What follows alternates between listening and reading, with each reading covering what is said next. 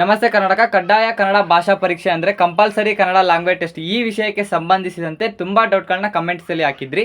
ಆ ಕಮೆಂಟ್ಸ್ನ ನೋಡ್ತಾ ಡೌಟ್ನ ಕ್ಲಿಯರ್ ಮಾಡ್ತಾ ಹೋಗೋಣ. ಮತ್ತು ಕಡ್ಡಾಯ ಕನ್ನಡ ಪರೀಕ್ಷೆಗೆ ಏನೆಲ್ಲ ಓದಬೇಕು, ಯಾವ ಸಿಲೆಬಸ್ ಓದಿದ್ರೆ ಎಕ್ಸಾಮ್ನ ಕ್ರಾಕ್ ಮಾಡ್ಬೋದು, ಎಕ್ಸಾಮ್ ಈಸಿ ಇರುತ್ತೋ ಅಥವಾ ಟಫ್ ಇರುತ್ತೋ ಎಲ್ಲನೂ ಕೂಡ ಈ ವಿಡಿಯೋದಲ್ಲಿ ತಿಳಿಸ್ತಾ ಹೋಗ್ತೀನಿ. ಓಕೆನಾ? ಮೊದಲನೇ ಕಮೆಂಟ್ ಬಂದ್ಬಿಟ್ಟು, sir first language or second language Kannada study ಮಾಡಿದ್ರೂ ಕೂಡ ಕಡ್ಡಾಯ ಕನ್ನಡ ಭಾಷೆ ಪರೀಕ್ಷೆ ಬರೀಬೇಕಂತ ಇದೆ.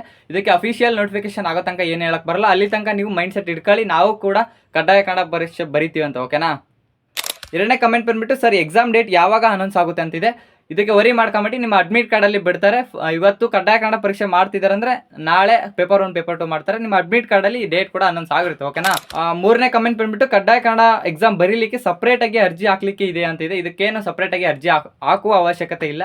ನಿಮ್ಮ ಅಡ್ಮಿಟ್ ಕಾರ್ಡಲ್ಲಿ ಅದೇ ಬಂದಿರುತ್ತೆ. ಎಕ್ಸಾಮ್ ಡೇಟ್ ಯಾವಾಗಿರುತ್ತೆ ಕಡ್ಡಾಯ ಕನ್ನಡ ಪರೀಕ್ಷೆ ಮತ್ತು ಪೇಪರ್ 1 ಪೇಪರ್ 2 ಯಾವಾಗಿರುತ್ತೆ ಅಂತ ಅವರೇ ತಿಳಿಸಿರ್ತಾರೆ. ಓಕೆನಾ? ನಾಲ್ಕನೇ ಕಮೆಂಟ್ ಬಂದ್ಬಿಟ್ಟು, ಸರ್ VAO ನೋಟಿಫಿಕೇಶನ್ ಅಲ್ಲಿ MCQ ಅಂತ ಇದೆ ಕಡ್ಡಾಯ ಕನ್ನಡ, ಆದರೆ ಒಂದಿಷ್ಟು ಜನ ರಿಟರ್ನ್ ಅಂತ ಹೇಳ್ತಿದ್ದಾರೆ.